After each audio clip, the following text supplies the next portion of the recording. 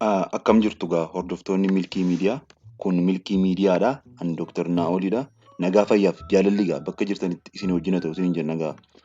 Kabajamtoota maatii Milkii Miidiyaa warri yuutuubii keenyaaf haaraa taatanii Milkii Miidiyaa sabiskiraayib gochuu hin dagatina. Akkasumas viidiyoolee keenya laayik gochuu, koomentii gochuu hin dagatina. Milkii Miidiyaa imala milkaa'inaatiif. Sabiskiraayib gochuudhaan maatii keenya ta'a. Yeroo sabiskiraayib gootan immoo mallattoo dawulii tuquudhaan nootifikeeshinii ol gochuu hin dagatina. Har'a gaa kan qabannee isiniif dhiyaanne waa'ee qormaata hakiimummaa kan Duubaayiiti jechuudha. Qormaata hakiimummaa kan Duubaay Health Authority, Duubaay Health Licensing Systemidha jechuudha. Hordoftoota keenya keessumattuu hakiimotaaf kan qabannee dhiyaanne garuu qormaanni kuni hakiimota waliigalaa, ispeeshaalistoota, sab ispeeshaalistoota akkasumas immoo hakiimota ilkaanii, deentistoota, laaboraatoorii akkasumallee kan biraadhaaf illee hin argama jechuudha hordoftoota keenya.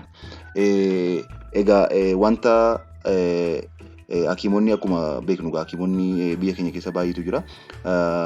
Yoo baay'ina ummataatiin wal madaaluu baates baay'eetu jira jechuudha hordoftoota keenya.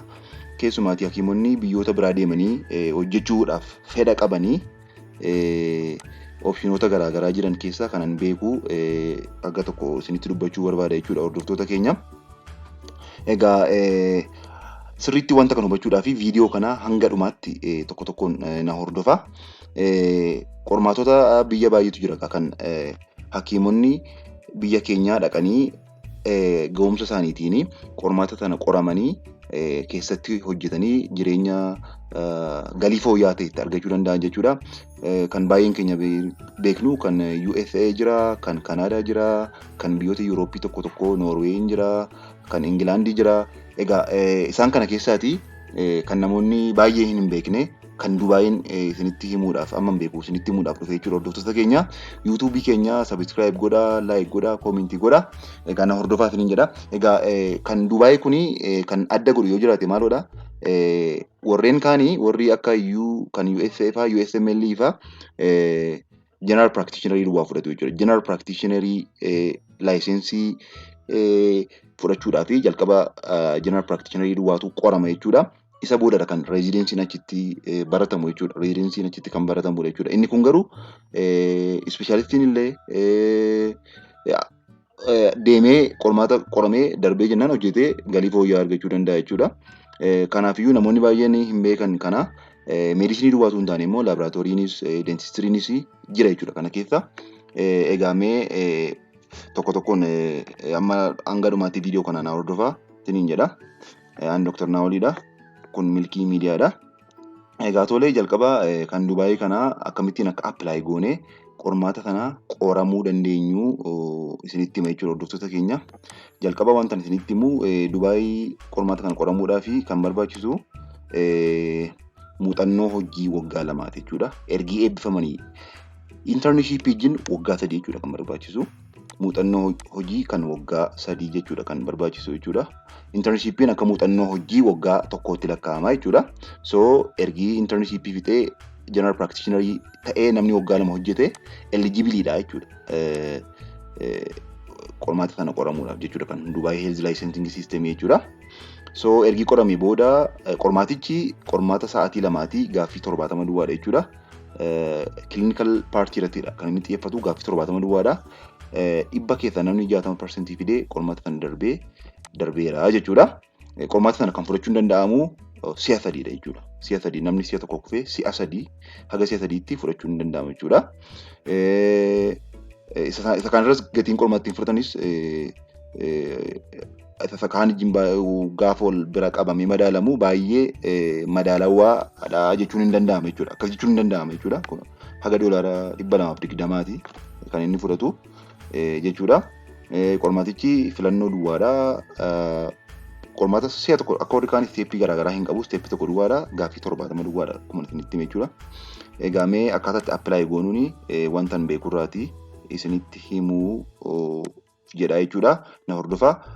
Jalqaba googilii irratti sheeriyaan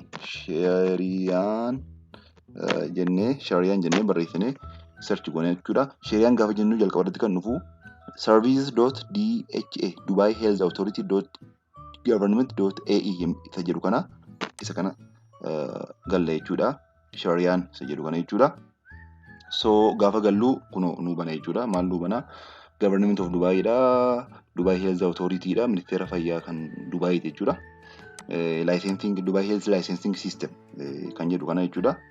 Isa gad bunnee for healthcare professionals kan jedhu jira jechuudha. Isa explore goona jechuudha. For healthcare professionals isa jedhutti jechuudha. So isa booda nu gaafata jechuudha. Optionii nu laata. New applicant dha jedha or registered professional dha jedha licensed professional dha jedha. Nuni new applicant dha jenna jechuudha. Isin agarsiisuudhaaf jechuudhaan fakkeenya akka fakkeenyaatti ofii koo already sirriidhaan galmaa'eera waan ta'eef akka fakkeenyaatti godha jechuudha. Isa booda maal godhaa? New applicant jalatti self assessment toolii jira jechuudha.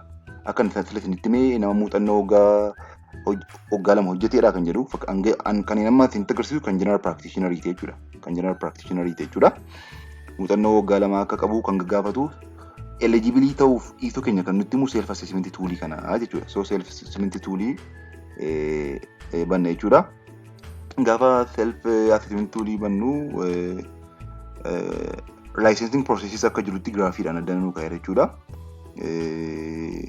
Asitti self assessment toolii jira. Requirement yoo meet goone primary source verification by data flow tu jira. Akka nun baranne ofiisaan itti verify godhu jechuudha. Isaantu verify godha. Nun qarshiisaa kaffaluudha malee waa'ee kanaa wanta nu dubbisan qabu. CBT assessment jira. Isa booda registered taanaa yoo barbaachisaa ta'e oral assessment nu godhu. So then activate professional license jechuudha. Qormaata fudhannee jechuudha.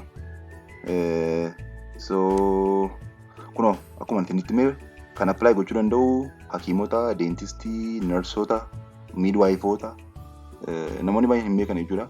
Nursoonni, midwife-iin, dentistry, physician-iis hin danda'a jechuudha. Then amma gaa hin dhufnaa nuni garan keenyatti deemnaa self assessment jalqabnaa jechuudha. Self assessment jalqabna jechuudha. Self assessmentiin qarshii kamiyyuu nu kaffalchiisu.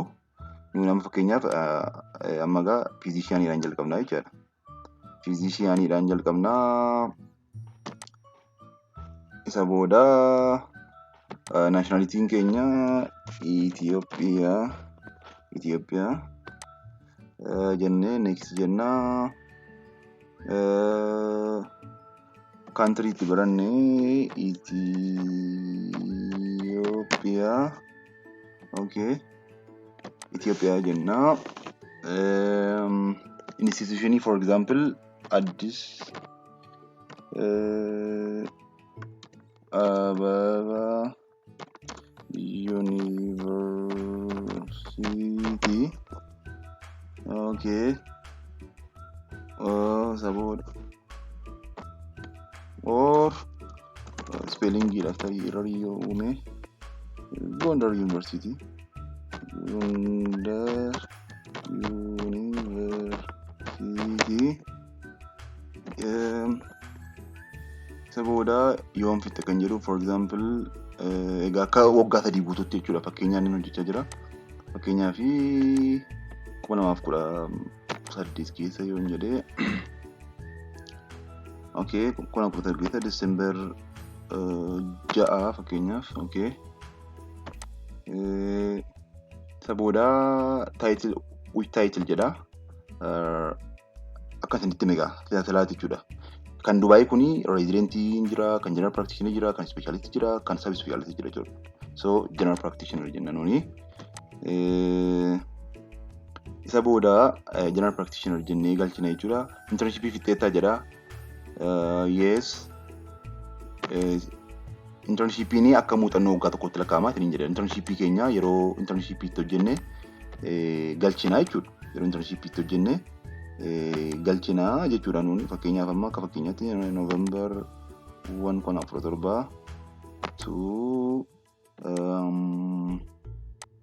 2018 December 1 okay.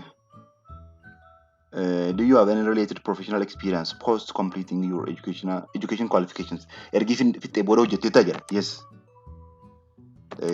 Muuxannoon waggaa 3 dirqama jechuudha. Muuxannoo waggaa 3. Internship wajjin waggaa 3. Internship waggaa tokkotti lakkaa'ama. So yoomii kaaftee hojjettedha. Fakkeenyaaf akka fakkeenyaatti kan hin guutaa jiru gaama December 2018 keessa December for example 21 Indi date kan jiru hanguma har'aatti gaafa amma har'aatti hojjechaa jirte yoo ta'e fakkeenyaaf. Okay. Which country did you complete eessatti hojjette jedha? Ethiopia. Inni nuuf fida gaafa nuun qubee isaa barreessinu jechuudha. Experience kan biraa qabdaadha. Yoo qabaatte yes jetteeti gaafataa hojii biraa guutuu dandeessaa fakkeenyaaf no jedheen darba rakkoon qabu kuni waggaan isaa guunnaan waan ta'eef. Okay, I am from Ethiopia and I am applying isinii fida jechuudha kuno. I am physician general practitioner jira. My basic medical degree is Gondar University jira. Graduated from guyyaa akkasiin fitee internship kan amma kanaatti experience kan amma kanaatti jedha.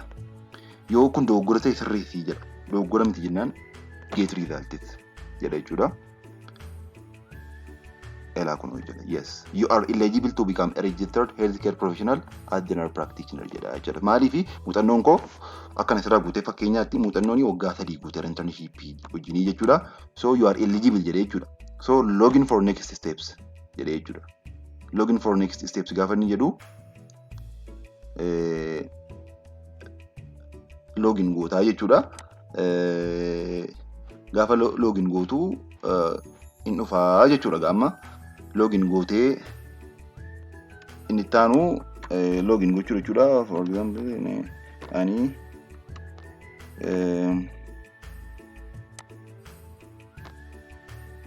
okay.